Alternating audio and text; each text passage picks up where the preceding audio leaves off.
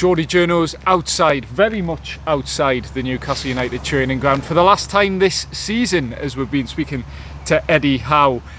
Newcastle United, the media room, it's going to be moving just over there for the start of next season. Cutaway shot coming across the screen now. So we'll be in a different location, and hopefully we won't be kicked off quite so much, because obviously the club, their interest, the players training, sometimes you might have seen a couple of Geordie Journos videos where we've caught either Callum Wilson maybe training in the background. The club want to avoid any of that, and we have been kicked off site for not the first time this season. So that's a training ground change you probably won't be particularly aware of. It's the Northumberland FA, which Newcastle United under 21s play at fairly regularly. Pretty much Blue Flames, isn't it? Yeah.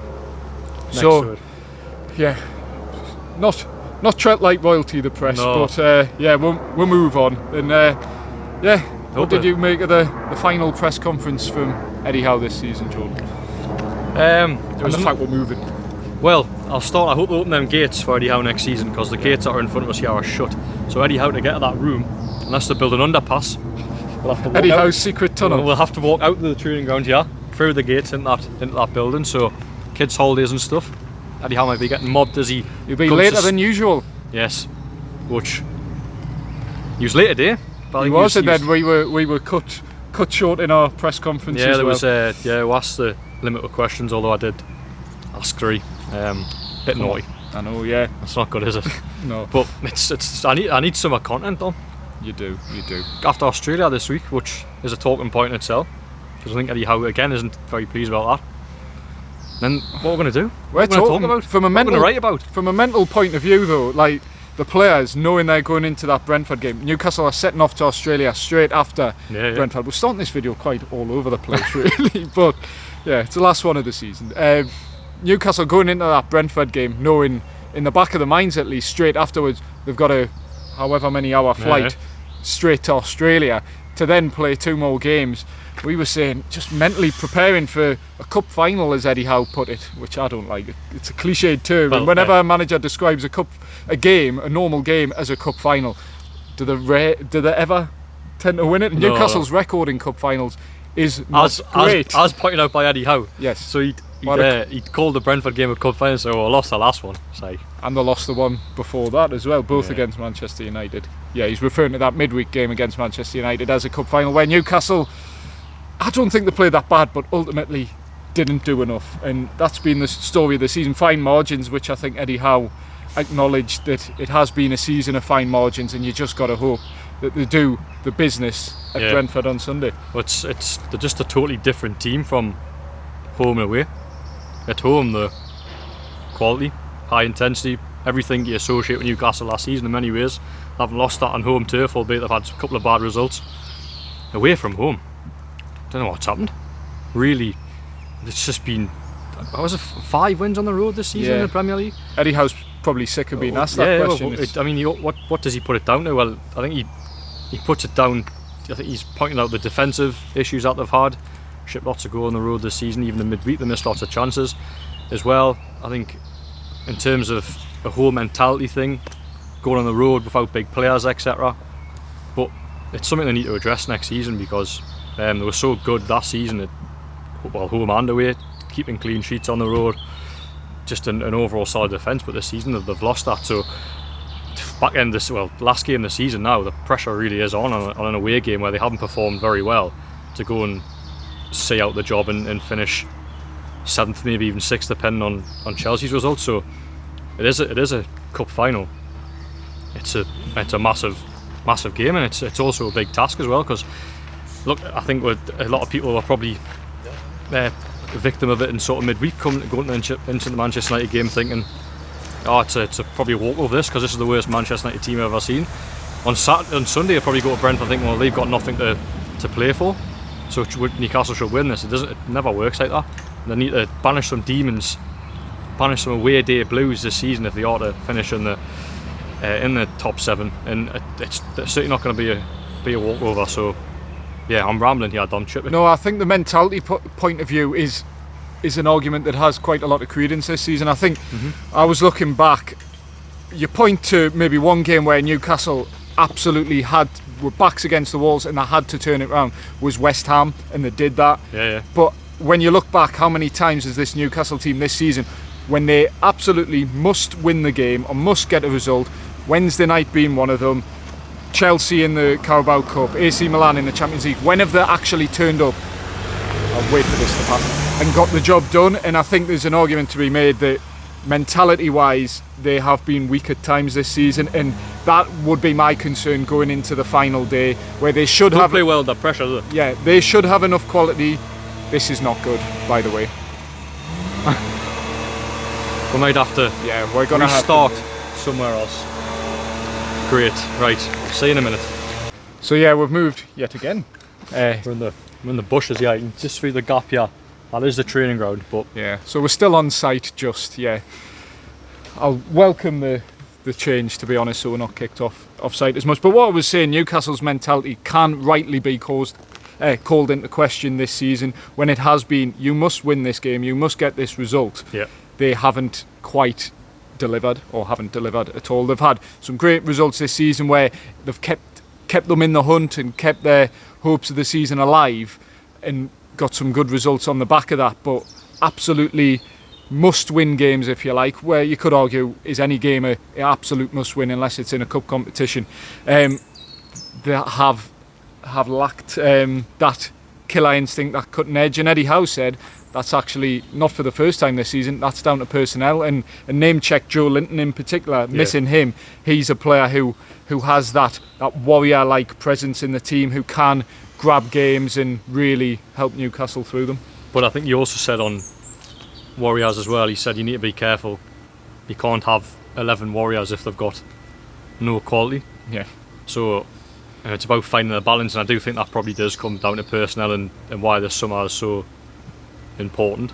Because as we touched upon in the video midweek, they've got a lot of players who the club's probably accelerated too fast and left these players behind who were good 2 years ago, but now are probably at a level where, okay, have been great servants, but Newcastle need better.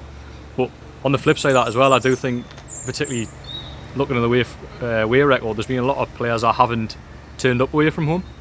Yeah, Anthony Gordon on Wednesday, it was only his second away goal. Yeah, I mean, Isak, brilliant, Bruno, brilliant, Gordon, brilliant, but if you look at those three, Isak has been a totally different player away from home this season. I would like to see his comparison of away goals to home goals, because I think they'll probably be quite heavily stark. weighted in favour of home. Yeah. Bruno is, don't get us wrong, Bruno is always trying to make things happen. Is always at the heart of pretty much everything Newcastle do, but I don't want to say went missing, but has had his quieter games on the road. I've this actually season. seen some criticism of Bruno after the Manchester United game from some of our colleagues as well. In a midfield against Kobe Mino and Scott McTominay, Bruno the game sort of bypassed him a little bit, and for £100 million player, look, we love Bruno and he's brilliant, and I think he is worth £100 million, if not more, to Newcastle United. But if you're another club looking at Bruno and looking at him, he should be that standout game controlling midfielder in that game on Wednesday night, and he just wasn't. And I think there's probably too many games this season, particularly away from home, particularly against big teams, where the likes of Bruno, Alexander Isak have maybe gone missing, and maybe that goes back to a mentality thing, and obviously the quality of players Newcastle have around them as well, where you're looking and is there a player who's going to be able to provide to me, or is there a player who's showing for a pass, things like that. It all comes into it and goes back to the argument where Newcastle do need to strengthen in a lot of areas this summer. But looking ahead to the Brentford game, which we all know is so important, the season's riding in on it in a lot of ways, but then even regardless of the result on the weekend, if Newcastle get the job done, they're still probably relying on the FA Cup final as well. But Callum Wilson expected to be back from that. It took us the best part of 10 minutes to get onto injuries, but yeah, Callum Wilson expected to be back involved. Anthony Gordon, your question, Jordan, throwing the cat amongst the pigeons, could be a doubt, but Anthony Gordon tends to make himself available. That's his best ability. Yeah, well, Anthony Gordon hasn't missed a game this season through injury, as he has through suspensions, etc. But yeah, Eddie Howe said that we'll wait and see, because he picked up he got a very sore ankle after the Manchester United game as a result of that Amrabat challenge. which was spoken about again today. Eddie Howe not happy with VAR. Again, said that he would happily, without using the term, but I think he would bin VAR and give more power to the referees. So yeah, nothing's changed there in terms of his views. But yeah, I referenced that incident in the Manchester United game, and Anthony Gordon has got a sore ankle because of it. But there's been a few times this season where I think he's had a knock, if you like. I'm trying to think of the game now. He was a big. With Chelsea, did he not have a protective boot after the game? Yeah, he played the next was game? That one, yeah. But as Anthony Gordon has said, I think he's got quite a unique mentality where if he's got a knock, he just plays anyway. Yeah. He's one of those players where you look at the mentality of the squad. I think Anthony Gordon has the right type of mentality. Newcastle need that approaching elite level mentality where he just gets himself on the pitch and more often than not performs. Yeah, I would be shocked if Gordon missed tomorrow's game, Sunday's game. Yes, unless he fancies getting out of Australia. Well, that's another thing, isn't it? Which I don't think that'll happen, because he knows how important this game is to the club. So Gordon will absolutely put himself on the pitch, even if he's not 100%. I think there'll be a lot of players who are unhappy about going to Australia. Kieran Trippier, one of them. Well, yeah, he said it's not ideal. But ultimately, the club that pays your wages have got a big game, and it could, well, essentially get them Europe next year. So I don't think there'll be any players dodging Brentford because of Australia. Maybe if Newcastle had secured European football and Australia was on the horizon, then you might have seen a few drop out, but Newcastle can't afford to lose any players. I think, if anything, they have to bring players back in, which are like your Joe Lintons and Nick Popes, because this really is a massive game. Because I just think if Newcastle don't get Europe now, the feeling heading into the summer just changes, because there's been such a positivity around the club around the last few weeks, because they've almost pulled themselves back into it out of nothing with a really good run of results. Yeah. Whereas it's almost like the hope that kills you in many ways, but because they've got themselves in a position where they should do it, in the driving and seat, and they don't do it, I just think it makes for a very a disappointing feel this summer, if you like. Of course, that can change if you go out and sign players, etc. It can quickly change, but I just think if Newcastle, wake up on a flight to Australia on Monday, known for Sunday night even, and knowing that they've missed out on European football, it's just it isn't a very nice feeling. I'm sure that'll be replicated in the fan base as well. Yeah, and it just goes on to the argument where your elite players, how long can you keep them at the club? It puts a lot of pressure on next season as well, where even if we've gone on the record and said we think the likes of Bruno and Alexander Isak will stay at Newcastle, but if they don't get Europe, and then if next season is unfolding in a similar sort of fashion, a bit disappointing, a few injuries, then the worry starts to set in. Are we going to lose these players in their prime, and will they naturally want to move on? And you wouldn't blame them. 2 seasons without Europe if it were to transpire like that. So yeah, it puts a lot of pressure on next season if Newcastle weren't to get into Europe. It's just the feel for them as well. So if you're Bruno and Isak, you can look forward to European football next season. The fans are happy, the whole club, there's a positivity about it. If you lose that, then I don't think Bruno and Isak will leave, but it might just switch something in the mind where it's like, is there an offer? Should I go or not? I just think that the European football is a carrot. Yes, and you saw Bruno's reaction at the end of the Brighton game, which a lot of people saw. Oh, does that mean he's off?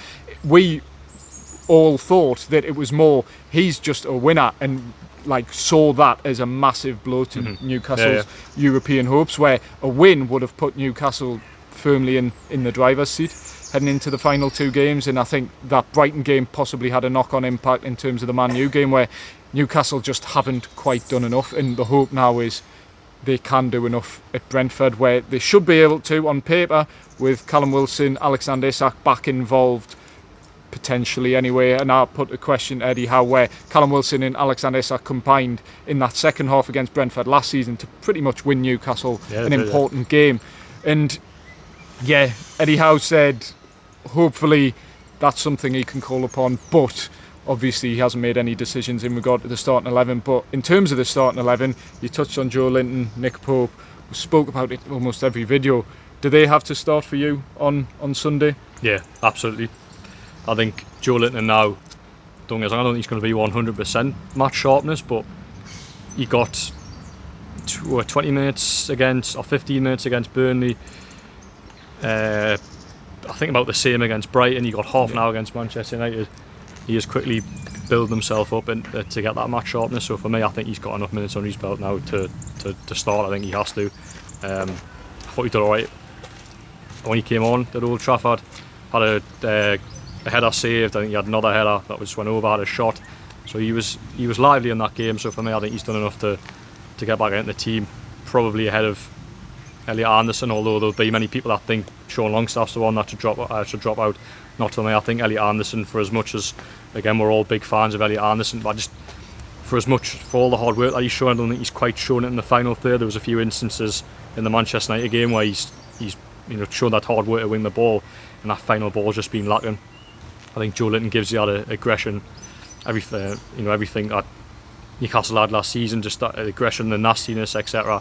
I think he just gives you that, and he gives you a little bit more quality as well. So for me, absolutely in. And then Martin Dubravka's performance just came under the microscope, if you like, after watching it back. He probably should have saved at least the third one, and I think the other two are up for debate. Nick Pope absolutely saves the third one for Highland School. So yeah, Nick Pope, I think, will probably still have aspirations of going to the Euros. Maybe dwindle a little bit because he hasn't played a minute yet. It's a gamble. It is, but for me, yeah, Nick Pope, again, another one. It's a bit different for him because he hasn't had minutes on the pitch, but he's been training for the best part of 3 weeks now. Yeah. So for me, if he's fit enough to be on the bench, he should realistically be fit enough to start. So that's the two changes I would name, and then I'd probably keep Kieran Trippier in, although it's a big one. He's probably the example of how a player, if they aren't, that's sharp, the argument, isn't it? Where you look at Kieran Trippier, who everyone probably, Tino Livramento's injured, it's not that bad. Kieran Trippier can just come back in. He's had 2 months out and looked like a player who hadn't played in 2 months. Yeah. So when you look at the fact Nick Pope hasn't played in 5 months, Joe Linton hasn't started a game in the best part of 4 months, or over 4 months actually, how are they going to come in and react to starting a game, a very important game? Yeah. There are question marks there, and I suppose Kieran Trippier, he will start, won't he? Most likely, unless he brings Kraft back in brings Share back in and puts Kraft at right back. Bold. But it would be. I just think Kieran Trippier plays. I don't know. The type of player he is, he'll want to put things right, which he has done. He went through that real difficult period in December and then came back quite strong, and then this game, after a spell out the side against Manchester United, again regressed to that December Kieran Trippier we saw. So hopefully he can go back to the levels we know he can produce. But the concern with Kieran Trippier is he's not getting any younger, and as you see a few comments on social media, things like that, he'll be determined to put things right, but will his body let him? I think he's just one of them. At his age is quite evident. Everyone knows his age now. I think probably as you get older, you probably need more time to get your match sharpness back, and I think that's probably the case for Kieran Trippier. I don't buy into this narrative I've only seen it by a few accounts, but like Kieran Trippier's legs have gone. I don't believe that at all. I still think he's a quality footballer. Maybe there is little bits of there's errors potentially creeping in a little bit. It's the playing players on side, which I think maybe comes from a mental point of view with I've not got the yard of pace I maybe had a few years ago, so he's been conservative, and it's almost letting Newcastle down in some ways, because you look at key moments this season where Kieran Trippier has played players on side, that it's happened more than once, so that's one argument I would put forward. But I still think if you're looking at Newcastle's team currently, he's the best right back. Oh, he absolutely is. He's still one of the best in the Premier League. If you go even on this season, where he's double figures in terms of assists, he has that end product that Emil Kraft and Tino Livramento on different ends of the spectrum unfortunately do lack. So if he's fit and up to it, he does start on Sunday. Would you start Joe Linton and Nick Pope? Are you in the different camp to me? Where I'm I've put my argument forward where I think Kieran Trippier is almost case in point, where you haven't played in 2 months. A keeper is even more so, particularly when it's a shoulder injury. But we've said on our videos a few times, I think in a lot of ways Wednesday Martin Dubravka, I think a half-fit Nick Pope does save at least one of those. This sounds really crappy, but could Nick Pope do a worse job? I know that sounds harsh, because I've said it many times. I think Dubravka's done all right, but if you look at midweek, could Nick Pope have done a worse job in midweek? I don't think so. No, no. That sounds really, really harsh. Nick Pope, get back in the team on Sunday. I think Eddie Howe entertained the idea. He didn't say anything.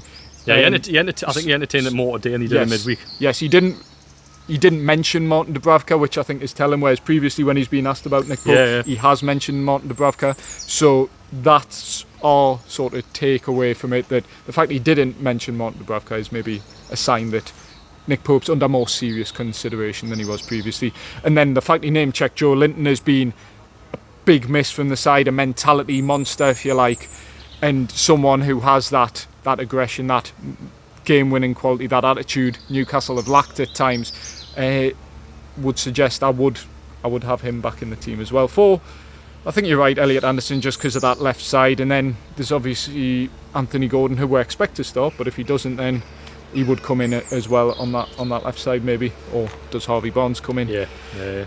It's all fun and games, all things for Eddie Howe to consider heading into a vital game. But another question Eddie Howe was put, we're rambling on a little bit here, but this is one for the comments as well. If Newcastle were to come 7th, 8th, wherever, and not get in Europe, would the season be a failure, do you think?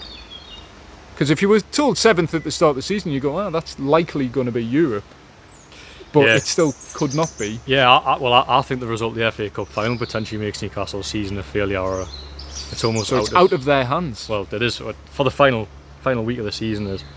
I just think to be a top football club, one that is constantly competing at the top and wants to compete at the top, I think you have to be in Europe.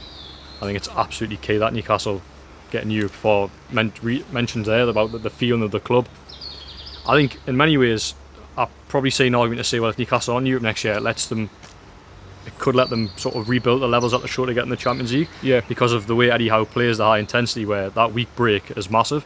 But Newcastle need to be a club that competes in Europe, so they've got to get used to that. They can't be going back and going, oh, well, we're great, we don't have Europe this season, oh, we'll get in Europe again, and then go back to the position we found ourselves in this season. A sign of a top side is one that can compete, playing 3 games a week. And I think we'll go back to what Pep Guardiola said back in the back end of March after that FA Cup game. Newcastle will learn lessons from playing this season, and their players, Eddie Howe, will learn lessons how to manage that 3-game week going away to Europe. And I think getting in Europe is vital for Newcastle, just to learn that and get used to it. And we've seen a side like Villa's a good example. They've got Europe back-to-back seasons. They've done almost a reverse in Newcastle, where they got Conference League. Okay, they were ultimately unsuccessful in that, but they've got Champions League this season. Newcastle, having played in the Champions League, look, they haven't played a game in Europe for the second half of the season, and the form has ultimately, after a slight hangover of being knocked out of Europe, has ultimately improved on the back of that, and the injury situation has gradually, slowly but surely improved. So yeah, I think just from a momentum point of view, a learning curve point of view, just stature as a club, getting in Europe is vital. And I think the Conference League, which is looking the more likely of the two, unless you're relying on Chelsea losing at Bournemouth, I think the Conference League would represent a good opportunity for Newcastle to go deep in that competition. And the 3 seasons a Premier League team has been in the Conference League, they've got to the latter stages. I think Leicester got to the semi-final, West Ham won it, Villa got to the semi-final. So Newcastle, the onus would be on, they'll go in that competition and being one of the favourites, if not the favourites to win it. But yeah, a lot of football, 2 games of football riding on whether that happens or not. I mean, sixth is gone now, but you'd much rather. You never know.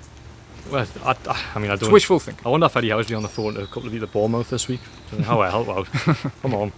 But no, we need the Newcastle need Europe, and I think taking 7th, I think, is a good finish.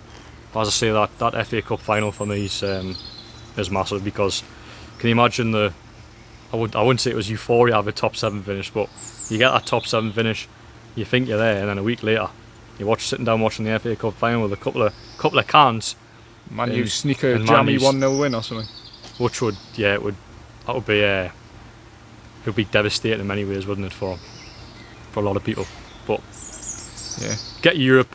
It's a great season. I think if they don't get Europe, I do think it'll be I'm reluctant to use the word failure, but having got Champions League to then drop out the year after, completely, I think it would be very, very disappointing. And I don't think, as I say, that the top teams don't do that. They get Europe every single year, and if Newcastle want to aspire to be then they need to start. They've done the hard work by getting the Champions League last season. Now they need to keep getting Europe every season. Yeah, it's all about progress, isn't it? And you measure progress on ultimately where you finish in the league, but also maintaining a certain level. Yeah. And that level now for Newcastle, the progress has been probably quicker than expected, but that level now is European qualification. And it's hard to do in the Premier League because there are probably now 8, even 9 teams all looking to get in that top 6, top 7. And next season, we said probably this time last year, there will be a few teams come back into it and look more competitive. Manchester United will probably be looking to improve on an 8th, 7th, 8th place finish next season. Newcastle obviously looking to improve. Chelsea will be up there. Tottenham, the likes of, even you go further down, West Ham, Brighton, all in that conversation in terms of European qualification. So Newcastle need to keep that momentum going. And from a stature point of view, from a finance point of view as well, it's really, really important that Newcastle keep that European status alive, if you like, because they haven't qualified for Europe back to back in terms of getting in a competition proper in about 20 years. So yeah, really important for Newcastle United moving forward. Yeah, I haven't got much out there. I think you're spot on. Europe is needed, so Newcastle have got a job to do on Sunday. I mean, we can all talk about permutations, but if Newcastle don't win, well, I mean, they don't have to win because it depends on Man United's result. But another question, just to finish it off, we'll finish it off here. Will Sunday be the last time we see any certain Newcastle players, and which Newcastle players will they be? Obviously Australia as well, but we'll ignore that because we won't be there. But in terms of this Brentford game, will you be waving goodbye to any Newcastle players? Or have you already waved goodbye to any Newcastle players? It depends if they get on the pitch, to be fair, but I think the out of contract players, I think Paul Dummett, Matt Ritchie, Loris Karius, who I think in many ways is already gone. Yeah, he's gone. He wasn't at the lap of honour last week. Has been pictured in Italy based on his social media with his family. Obviously since Nick Pope came back, Loris Karius is in many ways surplus to requirements, I suppose. It's not the right term, but he hasn't been here anyway. So I think there's been interviews of him saying that he wants to go to Italy to be closer to his family. Which has he been hard done by, Loris Karius? I think he's been, yeah. One Premier League start in 2 seasons. I think he's been very, very hard done by, but it just makes you wonder if Newcastle are saying something behind the scenes that they just are so reluctant to put him in, because they've only put him in as literally a last resort. Yes. There was times from December onwards where Martin Dubravka, although had an odd good performance, I think about like Liverpool away, the way he was brilliant. Yeah. There's a few others as well, but there was times that it was like, why not put Loris Karius in? Give him a chance, yeah. And he came on against Arsenal. I think the jury's out on that one. I thought he did all right personally, but a lot of people didn't. Yeah. But again, that comes back to a goalkeeper that's played once in 12 months, because his last appearance before that was a Carabao Cup final. Yeah. So I think he has been outdone by. I think I get the family aspect of moving back to Italy because that's where his family is, but also from a playing point of view as well. How old is Loris Karius now? 30, 29, 30? Yeah, 30. Still quite young in goalkeeper terms. Yeah. I think obviously he's been wounded by that Champions League final, but he's not a bad goalkeeper, and I think he probably values his career quite a bit. So maybe fancies a shot at a redemption story, if you like, as a number one elsewhere. And I don't. He needs to be number one. And I don't begrudge him with that. But yeah, I think at Newcastle he's been relatively underused when Nick Pope hasn't been playing that. I think a lot of people would debate who should be number 2, Loris Karius or Dubravka. Probably is Dubravka, but as I say, at the points of the season, I don't see why like Karius wasn't given a shot. But as I say, stuff happens in training behind the scenes that we don't see. There would have been a reason. You also look at it where Martin Dubravka, to some degree, has a future at the club. He could leave this summer, but he is contracted till next season. From a very, very early stage this season, it looked like Loris Karius would be on his way. Yeah, you're right, so Eddie Howe's probably gone, look, if I need a number 2 this season, I want a keeper who's at least contracted for next season, who I have a chance of keeping beyond the summer. Yeah, no, you're right. So yeah, goodbye, Loris. Thank you for your two appearances. And then, of course, Matt Ritchie and Paul Dummett, who were offered 1-year extensions last season.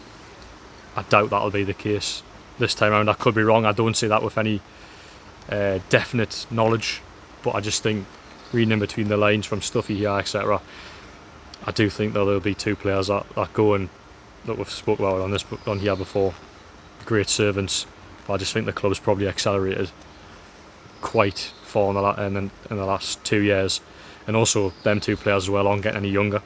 Paul Dummett's barely kicked the ball for 3 years. Matt Ritchie is the same, so you've got 2 players there who aren't playing. So okay, you can keep them for camaraderie behind the scenes because they're really good in the dressing room, but if they're not adding value on the pitch, then goes to that elite club mentality. Elite clubs don't have 34-year-old Matt Ritchies in them. I'm sorry, I love Matt Ritchie. He's made me a lot of money this season. Unofficially. Yeah, great servant to the club, as you say. Paul Dummett's the same.